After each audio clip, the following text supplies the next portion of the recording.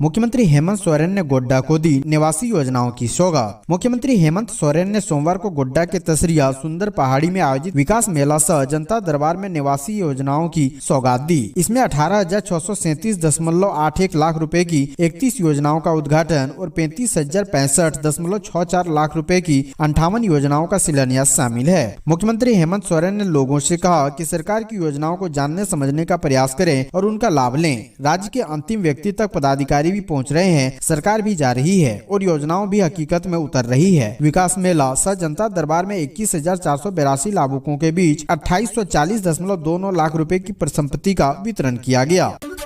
जगन्नाथ महतो के निधन के बाद डुमरी विधानसभा उपचुनाव की चर्चा शुरू। परिवार का ही कोई सदस्य संभाल सकता है विरासत। बोकारो जिला अंतर्गत डुमरी विधानसभा क्षेत्र से लगातार 4 बार विधायक रहे सूबे के स्कूली शिक्षा मंत्री जगन्नाथ महतो के निधन के बाद अब डुमरी विधानसभा क्षेत्र में उपचुनाव की चर्चा भी चौक चौराहे पर शुरू हो गई है। इतना तय है कि स्वर्गीय जगन्नाथ महतो के परिवार से ही कोई उनकी राजनीतिक विरासत को संभाल सकता है। विधानसभा क्षेत्र के नावाडी प्रखंड से जुड़े कई ग्रामीणों बातचीत के क्रम में बताया कि हम लोग चाहते हैं कि स्वर्गीय महतो के ही परिवार से कोई उपचुनाव लड़े, चाहे वो जगन्नाथ महतो की पत्नी बेबी देवी हो या फिर उनके पुत्र अखिलेश महतो उर्फ राजू महतो। कई लोगों का यह भी कहना है कि अगर चुनाव लड़ने को लेकर पुत्र की उम्र को लेकर किसी भी तरह की बाधा आ रही है तो पत्नी को चुनाव लड़ाया जाए। वे यह भी कहते हैं कि स्वर्गीय महतो के बीमार पड़ने से पूर्व से क्षेत्र में मंत्री के पुत्र अखिलेश महतो सक्रिय रहे तथा लोगों का विश्वास जीतने में सफल भी हुए हैं। अगर उनके चुनाव लड़ने में उम्र को लेकर किसी तरह का बाधा नहीं आती है तो वे अपने पिता की राजनीतिक विरासत को बखूबी संभाल सकते हैं।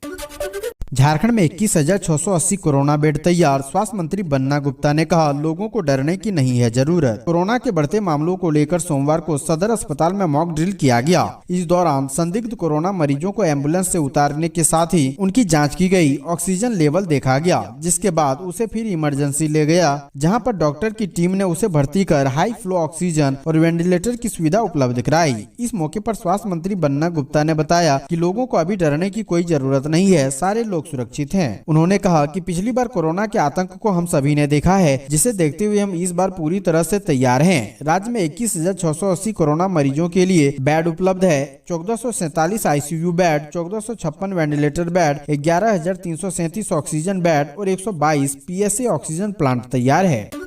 बीजेपी एमपी निशिकांत दुबे ने बढ़ाई झारखंड की राजनीतिक सरगर्मी। बोले, लोकसभा के साथ हो विधानसभा चुनाव, करेंगे प्रयास। गोड्डा सांसद निशिकांत दुबे के बयान से एक बार फिर राजनीतिक सरगर्मी बढ़ सकती है। देवघर में अपने आवास पर आयोजित प्रेस वार्ता में सांसद ने कहा कि झारखंड में लोकसभा के साथ विधानसभा चुनाव हो, इसका प्रयास करेंगे। इसके लिए भारत निर्वाचन आयोग को पत्र भी लिखेंगे। उन्होंने कहा कि वे आयोग से आग्रह करेंगे कि 6 महीने पहले ही चुनाव हो जाए तो खर्च भी कम होगा। मुख्यमंत्री हेमंत सोरेन का ललकारा की हिम्मत है तो मध्यावधि चुनाव कर लें, भाजपा 60 सीट पर जीत कर आएगी। सांसद ने कहा कि वीर शिबू सोरेन के बेटे हेमंत सोरेन में हिम्मत ही नहीं है। भाजपा के 3 लाख कार्यकर्ता सचिवालय घेरने के लिए रांची पहुंच रहे हैं। उनको उनसे मिलकर अपनी बात रखनी चाहिए थी, लेकिन वह रांची से भागकर 2 दिन के लिए संथाल परगना आ गए हैं। दरअसल उनको जनता से नहीं, बालू और गिट्टी से मतलब है।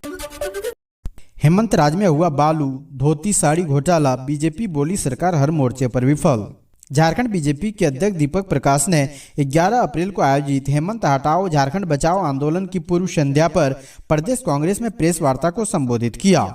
दीपक प्रकाश ने राज्य की हेमंत सोरेन सरकार को भ्रष्टाचार, बेरोजगारी, विधि व्यवस्था और नीतिगत फैसलों पर अड़े हाथों लेते हुए हर मोर्चे पर विफल बताया। दीपक प्रकाश ने कहा कि मुख्यमंत्री ने मैनिफेस्टो का एक भी वादा पूरा नहीं किया। प्रतिवर्ष 5 लाख नौकरी और बेरोजगारी भत्ता देने का वादा किया था, लेकिन हकीकत यह है कि 3 साल के यूपीए कार्यकाल में महज 337 लोगों को नौकरी मिली। बीजेपी के सचिवालय घेराव को विफल करने की तैयारी में झामुमो। आज जेएमएम का दामन थामेंगे हेमलाल मुर्मू। राजधानी में भाजपा के सचिवालय प्रदर्शन कार्यक्रम को झटका देने की सत्तारूढ़ झारखंड मुक्ति मोर्चा ने पूरी तैयारी की है। भाजपा नेता हेमलाल मुर्मू मंगलवार को साहिबगंज में झामुमो में शामिल होंगे। हेमलाल मुर्मू मुख्यमंत्री हेमंत सोरेन की उपस्थिति में झामुमो का दामन थामेंगे। झारखंड मुक्ति मोर्चा ने भाजपा के दावे की खिल्ली उड़ाते हुए कहा है कि सरकार को अस्थिर करने का सपना देखने वाले भाजपा नेताओं को जनता ने नकार दिया है। झामुमो को जनता का जनादेश है। भाजपा के लोग पिछले दरवाजे से सत्ता पर काबिज होना चाहते हैं। झामुमो प्रवक्ता विनोद पांडे ने कहा कि भाजपा और आजसू के कई नेताओं ने झामुमो में शामिल होने के लिए अर्जी दे रखी है। हेमलाल मुर्मू के आने से भाजपा में खलबली मची हुई है। भाजपा राजनीतिक वजूद बचाने के लिए कार्यक्रम कर रही है।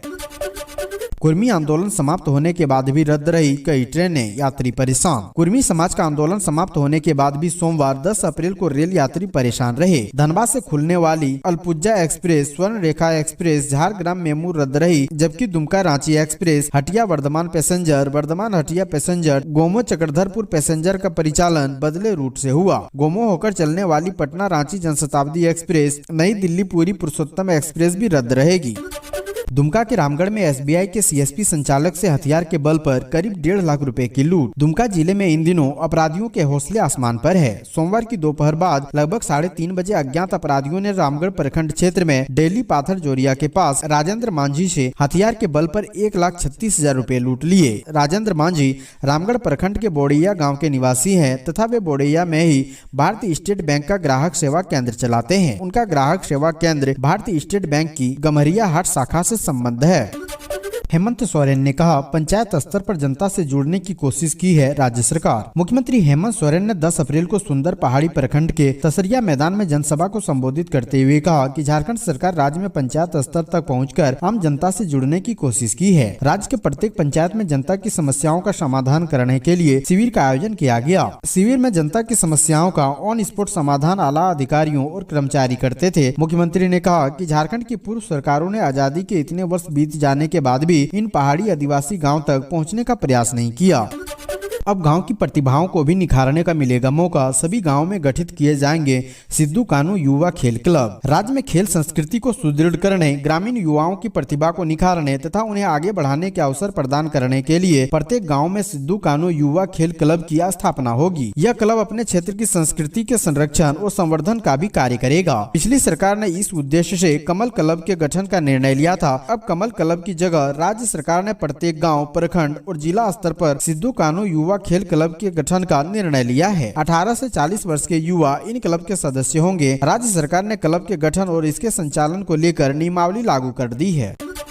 दीपक प्रकाश ने कहा, हेमंत सरकार के खिलाफ घेराव होगा ऐतिहासिक। भाजपा प्रदेश अध्यक्ष व सांसद दीपक प्रकाश ने कहा कि हेमंत सरकार को उखाड़ फेंकने के लिए उलगुलान होगा। इस भ्रष्टाचार और निकम्मी हेमंत सरकार के खिलाफ मंगलवार का घेराव ऐतिहासिक होगा। भाजपा के सचिवालय घेराव कार्यक्रम की पूर्व संध्या पर सोमवार को प्रेस वार्ता करते हुए दीपक प्रकाश ने हेमंत सरकार पर जोरदार हमला बोला। प्रदेश अध्यक्ष ने आरोप लगाया कि सचिवालय घेराव के लिए आने वाले भाजपा कार्यकर्ताओं और बस मालिकों को थाना प्रभारी धमका रहे हैं। उन्होंने कहा कि हेमंत सरकार के कारण राज्य की स्थिति भयावह है। 3.5 करोड़ जनता त्रस्त है। युवा, नौजवान, बेरोजगार, महिला, किसान, पिछड़ा, दलित, आदिवासी परेशान है और भ्रष्टाचार चरम पर है।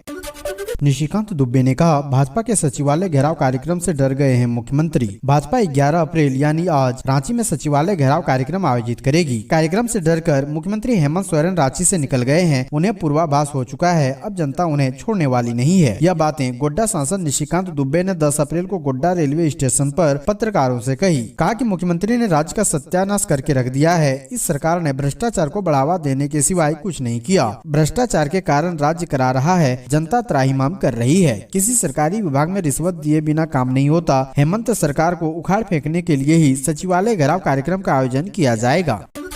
हेमंत सरकार के खिलाफ बीजेपी का मेगा प्लान, 11 को सड़क से सचिवालय तक होगा शक्ति प्रदर्शन। हेमंत सोरेन सरकार के खिलाफ बीजेपी 11 अप्रैल यानी आज सड़क पर उतरेगी। सभी प्रखंडों से बीजेपी नेता और कार्यकर्ता राजधानी रांची में जुटेंगे। बीजेपी का शीर्ष नेतृत्व इस अभियान की निगरानी कर रहा है। झारखंड बीजेपी प्रदेश प्रभारी लक्ष्मीकांत वाजपेयी और संगठन महामंत्री कर्मवीर सिंह पहले ही रांची पहुँच चुके हैं। 9 अप्रैल को हरमू स्थित बीजेपी कार्यालय में बीजेपी प्रदेश प्रभारी, प्रदेश अध्यक्ष, संगठन महामंत्री और विधायक दल के नेताओं के साथ अहम बैठक हुई, जिसमें आंदोलन की रणनीति को अंतिम रूपरेखा दी गई।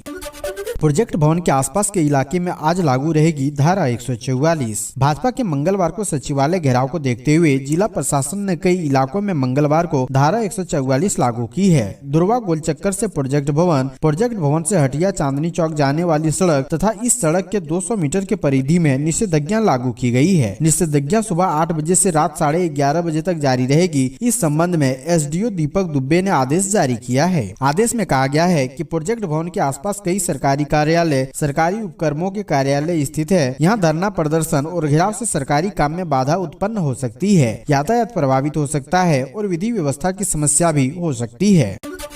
NIA ने झारखंड में एक साथ 14 ठिकानों पर की छापेमारी, नक्सली के करीबी कारोबारी पर कसा शिकंजा। सुरक्षा बलों पर हमले की साजिश रचने के मामले की जांच कर रही NIA ने साजन कुमार भुइयां नामक एक युवक को रिमांड पर लिया है, जिससे पूछताछ अभी जारी है। साजन भाकपा माओवादी के रीजनल कमांडर रविंद्र गुंजू के पैसों का निवेशक और सहयोगी राजू साव के यहाँ मुंशी है। सूत्रों के मुताबिक साजन को रविंद्र गुंजू के वित्तीय लेन देन, निवेश की पूरी जानकारी है, जिसके बारे में NIA जानकारी जुटा रही है। साजन की गिरफ्तारी रविवार को NIA के छापे के दौरान हुई थी। तब NIA ने लोहरदगा के 9 और लातेहार के 5 ठिकानों पर एक साथ छापेमारी की थी। 10 लाख से अधिक लोगों ने लिया PM मुद्रा लोन। झारखंड में लोन लेने में राजधानी रांची अव्वल, महिलाओं की भागीदारी 20% से भी कम। केंद्र सरकार की ओर से स्वरोजगारों को बढ़ावा देने के लिए शुरू किए गए PM मुद्रा लोन का लाभ राज्य के 10 लाख से अधिक लोगों ने उठाया है। यह लोन लेने वालों की संख्या राजधानी रांची में सबसे ज्यादा है, जबकि इस लोन को लेकर स्वरोजगार करने में महिलाओं की भागीदारी नहीं के बराबर है। SLBC के आंकड़े देखें तो महिलाओं की भागीदारी 20% से भी कम है, जबकि पुरुषों की संख्या सबसे ज्यादा है। प्रधानमंत्री मुद्रा लोन के तहत 3 कैटेगरी में लोन दिए जाते हैं। इनमें पैसे भी निर्धारित है। पहला श्रेणी शिशु श्रेणी कहलाता है। इस कैटेगरी में 50,000 तक के लोन मिलते हैं। दूसरी श्रेणी किशोर श्रेणी होती है। इसमें 50,000 से 5 लाख रुपए तक का लोन मिलता है। तीसरी श्रेणी तरुण श्रेणी होती है। इसमें 5 से 10 लाख रुपए तक का लोन मिलता है।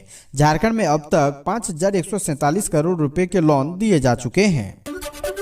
घोषणा तक ही रह गया झारखंड बंद, खुली रही दुकानें, सामान्य रहा यातायात, चौक चौराहों पर मुस्तैद रही पुलिस। नियोजन नीति के खिलाफ यूथ फेडरेशन का झारखंड बंद राजधानी रांची में बेअसर रहा। आम दिनों की तरह दुकानें खुली रही, यातायात सामान्य रहे। पब्लिक ट्रांसपोर्ट के साथ साथ सड़कों पर निजी गाड़ियां भी खूब चलती दिखी। जिन्होंने बंद का आह्वान किया था वे भी सड़कों पर नजर नहीं आए। कुल मिलाकर कहा जाए तो यूथ फेडरेशन का झारखंड बंद घोषणा तक ही सिमट कर रह गया। झारखंड बंद का शो फ्लॉप साबित हुआ। झारखंड के जमशेदपुर में हिंसा के बाद इंटरनेट सेवा ठप, धारा 144 लागू, बीजेपी नेता गिरफ्तार। जमशेदपुर हिंसा मामले को लेकर इलाके में प्रशासन की ओर से इंटरनेट सेवा ठप कर दी गई है। वहीं रविवार शाम से ही वहां धारा 144 लागू है। इलाके में तनावपूर्ण स्थिति बनी हुई है। स्थिति को नियंत्रण करने के लिए भारी संख्या में पुलिस बल की तैनाती की गई है। हिंसा की घटना को लेकर पुलिस ने 60 से अधिक लोगों को गिरफ्तार किया है। जमशेदपुर में बीजेपी नेता अभय सिंह को भी पुलिस ने हिरासत में ले लिया है। सोमवार को हिरासत में लेने के बाद उन्हें बिट्टूपुर थाना ले जाया गया। मालूम हो कि शहर के कदमा शास्त्री नगर ब्लॉक नंबर 2 में रविवार की शाम 2 समुदाय आपस में भिड़ गए। इस बीच पत्थरबाजी के साथ काफी हंगामा हुआ।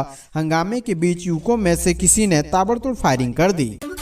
जेल से बाहर आई पूर्व विधायक ममता देवी, गोली कांड में हुई है 5 साल की सजा। झारखंड हाईकोर्ट से गोली कांड में जमानत मिलने के बाद रामगढ़ की पूर्व विधायक ममता देवी सोमवार को जेल से बाहर आ गई। हाईकोर्ट ने बीते 5 अप्रैल को ममता देवी को बेल दे दिया था। बेल मिलने के बाद कानूनी प्रक्रिया को पूरा करने के बाद ममता देवी जेल से बाहर निकली। जेल के बाहर बड़ी संख्या में मौजूद समर्थकों ने उनका गर्मजोशी के साथ स्वागत किया। पूर्व विधायक ने कहा कि भले ही वे 2024 में चुनाव नहीं लड़ पाएगी, लेकिन आम जनता की सेवा करती रहेगी। जेल से बाहर आने के बाद पूर्व विधायक ममता देवी ने कहा कि वे निचली अदालत के फैसले के खिलाफ हाईकोर्ट का दरवाजा खटखटाएगी और उम्मीद है कि न्याय जरूर मिलेगा।